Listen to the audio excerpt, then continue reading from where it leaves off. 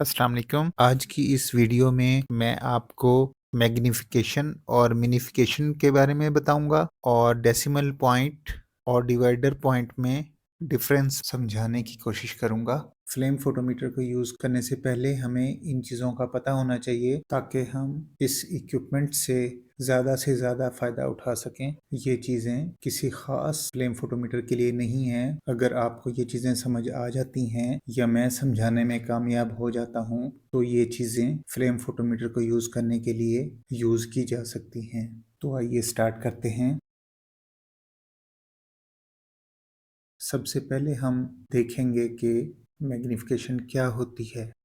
जब हम किसी ऑब्जेक्ट को बड़ा करके देखते हैं या किसी वैल्यू को बढ़ा कर देखते हैं तो उसको मैग्नीफिकेशन कहेंगे।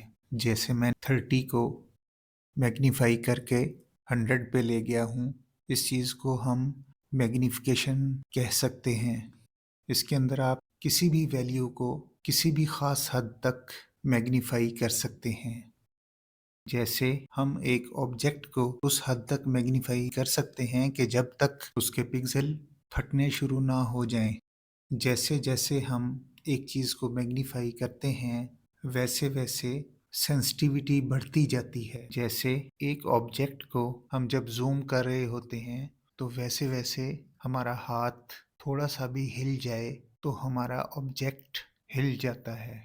जिस तरह हम किसी चीज़ की पिक्चर काफ़ी ज़्यादा ज़ूम करके ले रहे हों तो उस टाइम हमें अपना सांस रोक कर पिक्चर उतारनी पड़ती है। अदरवाइज सांस लेने से भी हमारा हाथ इधर उधर हिल सकता है। और अगर हम पिक्चर को जूम या मैग्नीफाई ना कर रहे हों तो बहुत आसानी से आप पिक्चर उतार सकते हैं। बिल्कुल इसी तरह फ्लेम फोटोमीटर के अंदर जैसे जैसे हम एक वैल्यू को मैग्नीफाई कर रहे होते हैं वैसे वैसे रीडिंग अनस्टेबल होने का चांस बढ़ता जाता है। इसलिए हम एक वैल्यू को उस टाइम तक मैग्नीफाई करते हैं कि जिस टाइम तक वो वैल्यू स्टेबल रहे। ये आपके इक्विपमेंट पर डिपेंड कर रहा होता है कि वैल्यू किस हद तक स्टेबल रह रही है।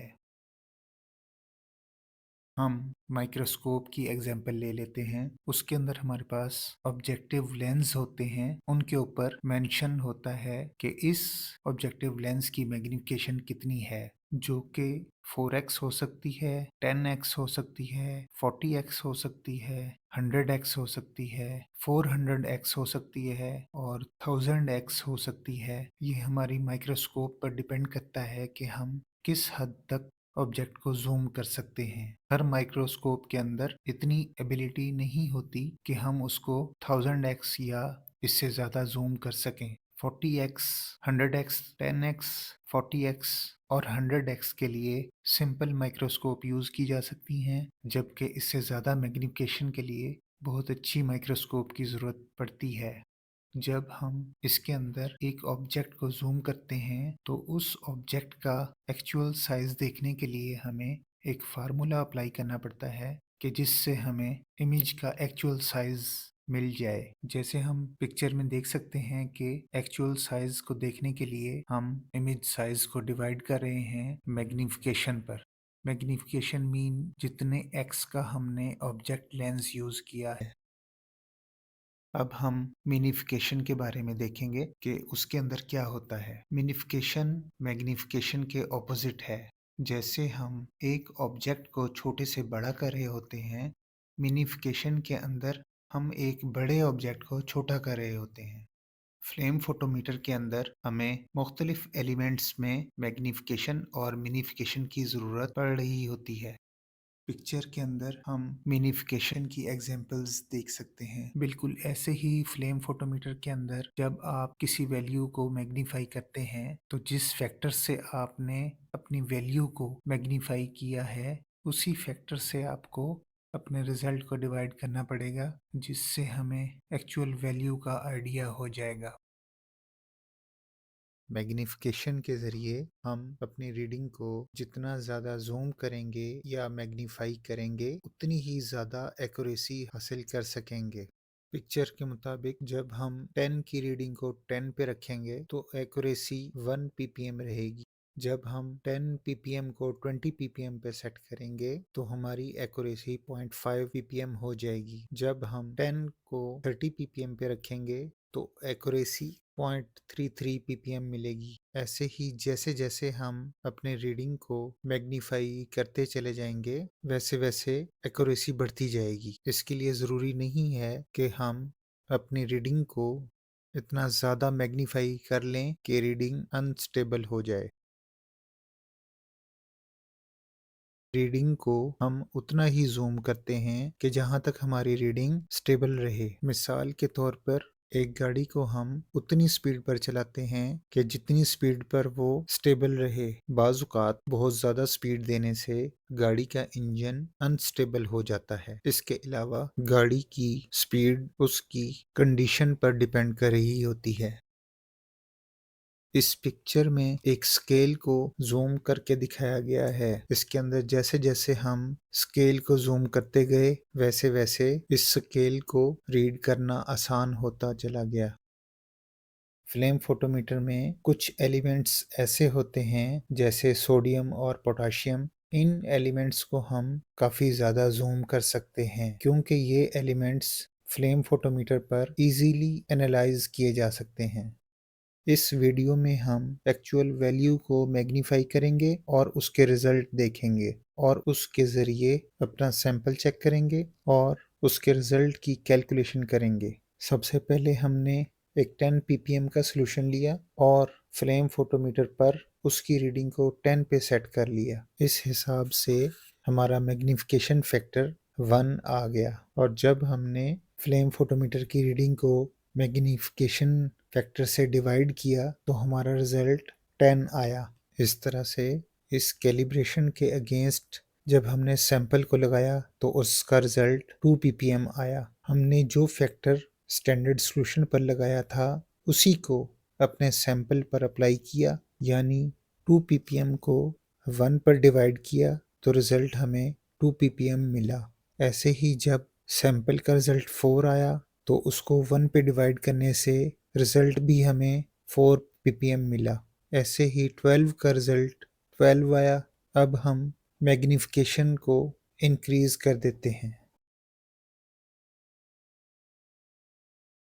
हमने 10 ppm के स्टैंडर्ड को 20 ppm पर एडजस्ट किया तो इससे मैग्नीफिकेशन फैक्टर 2 आया और जब हमने 20 को 2 पे डिवाइड किया तो रिजल्ट हमारा 10 ppm आया। इस फैक्टर के अगेंस्ट हमारे सैंपल का रिजल्ट 12 आया तो हमने इस रीडिंग को फैक्टर से डिवाइड किया तो उसका रिजल्ट 6 ppm आया।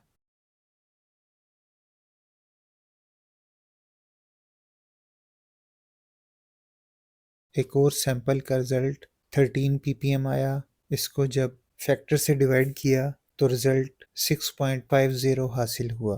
नेक्स्ट सैंपल की वैल्यू 14 आई। मैग्नीफिकेशन फैक्टर पर डिवाइड किया तो उसका रिजल्ट 7 आया।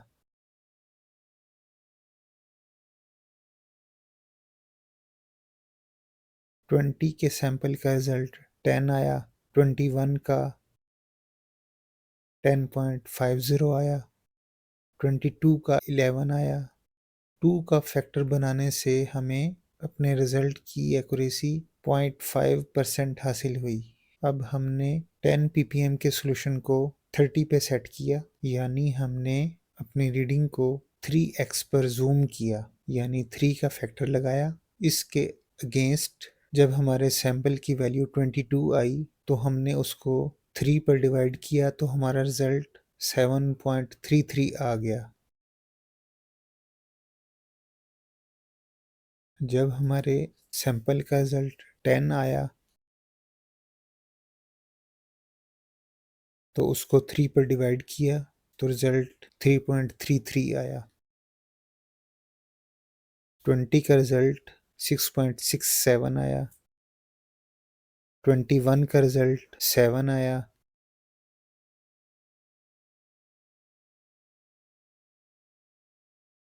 22 का रिजल्ट 7.33 आया। 24 का रिजल्ट 8 ppm आया। अब हम 10 ppm को 40 पर सेट कर लेते हैं, यानी 4 का फैक्टर बना लेते हैं। इसके अगेंस्ट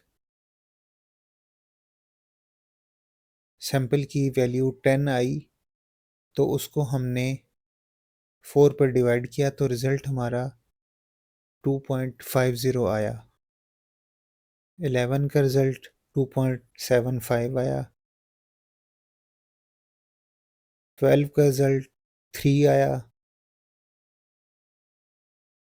13 का रिजल्ट 3.25 आया। 14 का 3.50 आया। 15 का 3.75 आया। 16 का 4 आया। तो जो भी वैल्यू आएगी उसको हम फैक्टर पर डिवाइड करेंगे तो हमारा एक्चुअल रिजल्ट आ जाएगा। अब हमने 10 ppm को 60 ppm पर एडजस्ट किया, तो इसका मतलब है कि हमने 6 का फैक्टर बना लिया।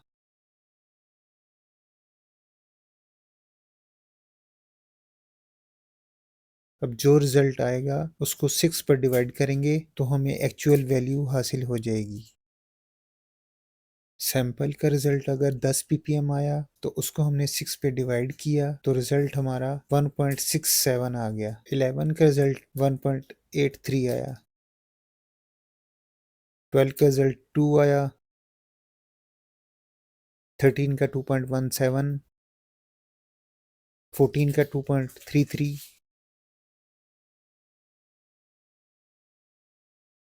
15 का 2.50। 16 का 2.67। 20 का 3.33। यानी जो भी रिजल्ट आया उसको हमने फैक्टर से डिवाइड किया तो उसका रिजल्ट हासिल हो गया। ये फैक्टर हम कैलिब्रेशन करते वक्त लगाएंगे। अब हमने 10 ppm को 100 ppm पर एडजस्ट किया, जिससे हमारा फैक्टर 10 आ गया। अब हमारे सैंपल की रीडिंग अगर 10 आई तो हमने उसको 10 पे डिवाइड किया तो उसका रिजल्ट 1 ppm आया।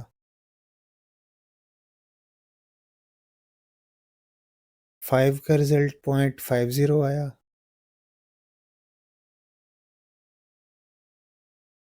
6 का 0.60 आया।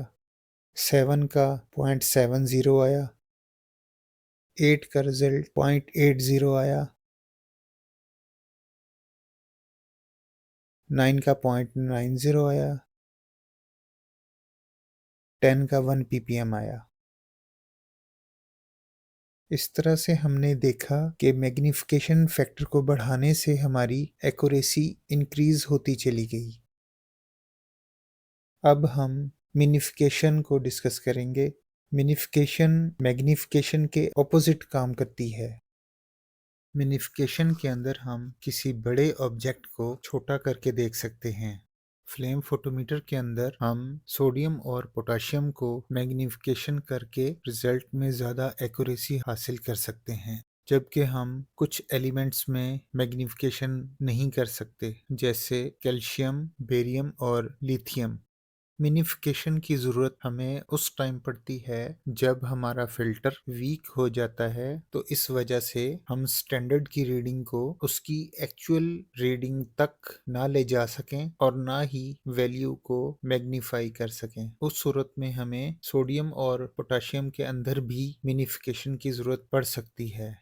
बाज़ एलिमेंट्स जैसे कैल्शियम, बेरियम और लिथियम डिटेक्ट करने के लिए हम मिनिफिकेशन का इस्तेमाल करते हैं, क्योंकि हम फ्लेम फोटोमीटर में ज़्यादातर एलपीजी यूज़ कर रहे होते हैं, जिसका एनर्जी लेवल कम होता है। अब या तो हम एनर्जी लेवल को बढ़ाने के लिए दूसरी गैसेस यूज़ कर लेते हैं, जैसे प्रोपेन या बुटेन। इन गैसेस का एनर्जी लेवल ज़्यादा होता है। इन गैसेस पर हम इन एलिमेंट्स को डिटेक्ट कर सकते हैं, या फिर एलपीजी के ऊपर मिनिफिकेशन के जरिए इन एलिमेंट्स को डिटेक्ट कर सकते हैं। मिनिफिकेशन मैग्नीफिकेशन के ऑपोजिट होती है। जैसे हमने 100 ppm का स्टैंडर्ड सॉल्यूशन लिया और इसको 10 ppm पर एडजस्ट कर लिया। इस तरह से हमारे पास 10 का मिनिफिकेशन फैक्टर आ गया। हम सेट वैल्यू को मिनिफिकेशन फैक्टर से मल्टीप्लाई करेंगे तो हमारा रिजल्ट हासिल हो जाएगा। इस कैलिब्रेशन के अगेंस्ट जब हमारा सैंपल का रिजल्ट आएगा तो उसको भी हम मिनिफिकेशन फैक्टर से मल्टीप्लाई करेंगे तो हमारा रिजल्ट हासिल हो जाएगा। जैसे सैंपल का रिजल्ट 10 आया तो उसको हमने 10 से मल्टीप्लाई किया तो हमारा रिजल्ट 100 आया। अगर हम 100 के स्टैंडर्ड को 20 ppm पर सेट करेंगे तो हमारा मिनिफिकेशन फैक्टर 5 आएगा।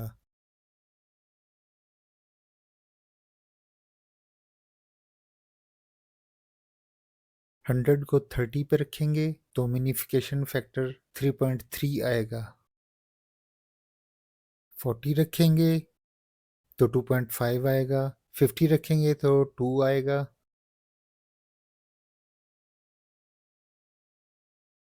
अब हमने 100 के स्टैंडर्ड को 20 पे सेट किया तो हमारे 10 वाले सैंपल का रिजल्ट 5 से मल्टीप्लाई करने से हमारा रिजल्ट 50 आया। 11 का रिजल्ट 5 से मल्टीप्लाई किया तो 55 आया। 12 ppm का रिजल्ट 60 ppm आया। 13 का रिजल्ट 65 आया।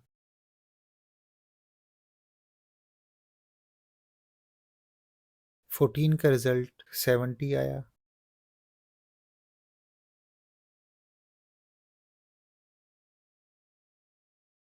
15 का रिजल्ट आने पर 5 से मल्टीप्लाई किया तो 75 ppm रिजल्ट आया। सैंपल की रीडिंग 16 आई तो आफ्टर कैलकुलेशन हमारा रिजल्ट 80 ppm आया।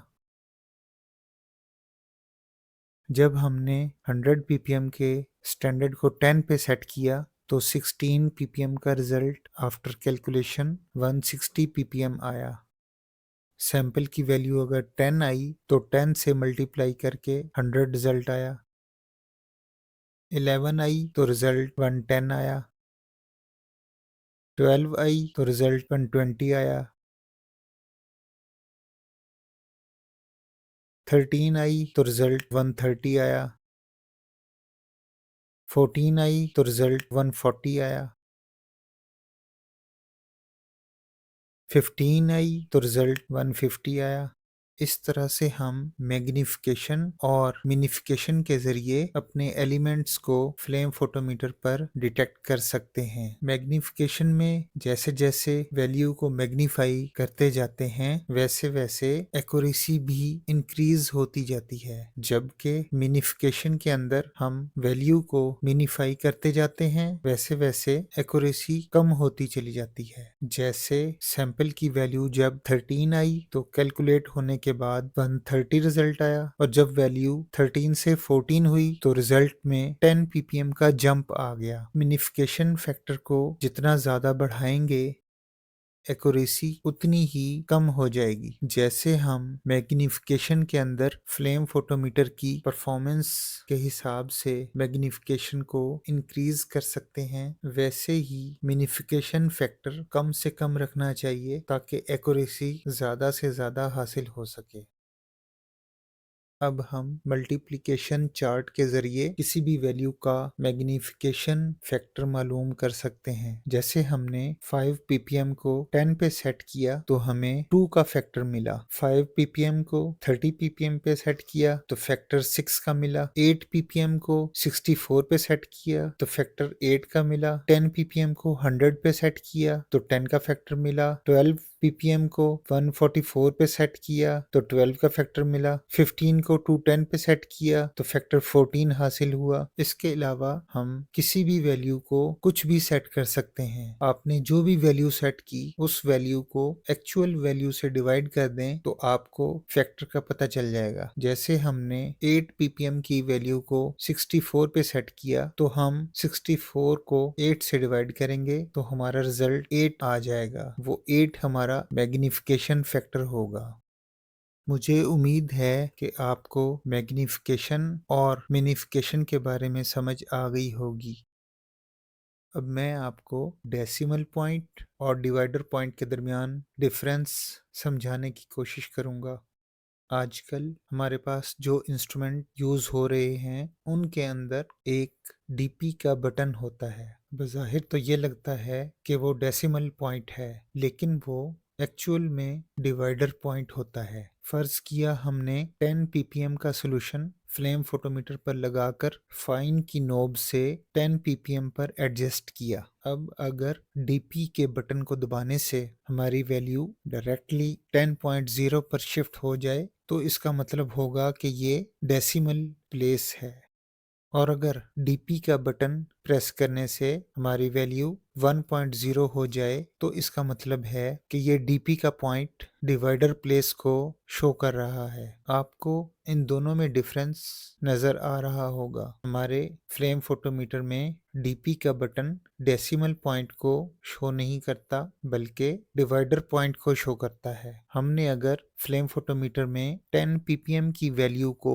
10.0 पर सेट करना हो तो हम 10 ppm के सॉल्यूशन को लगाकर वैल्यू को फाइन की नोब के जरिए 100 पर ले जाते हैं, यानी कि हम 10 को 100 पर सेट कर लेते हैं जिससे हमारा फैक्टर 10 आ जाता है। और जब 100 को 10 पे डिवाइड करते हैं तो रिजल्ट 10.0 हासिल होता है। अब बजाय 100 को 10 पे डिवाइड करने के हम डिवाइडर पॉइंट ऑन कर लेते हैं, जिससे हमें अपनी वैल्यू को 10 पे डिवाइड नहीं करना पड़ता और हमें डायरेक्टली एक्चुअल रीडिंग हासिल हो जाती है। जब हमने किसी वैल्यू को 2 के फैक्टर पर एडजस्ट करना होता है तो हम उस वैल्यू को 2 से मल्टीप्लाई कर लेते हैं और उसके हासिल होने वाले रिजल्ट को 2 पर डिवाइड कर देते हैं। जैसे 10 को 20 पे एडजस्ट किया तो 2 का फैक्टर आ गया, 10 को 50 पे एडजस्ट किया तो 5 का फैक्टर आ गया, 10 को 100 पे सेट किया तो 10 का फैक्टर आ गया। तो जब हमने डायरेक्टली 10 का फैक्टर अप्लाई करना होता है उस सूरत में हम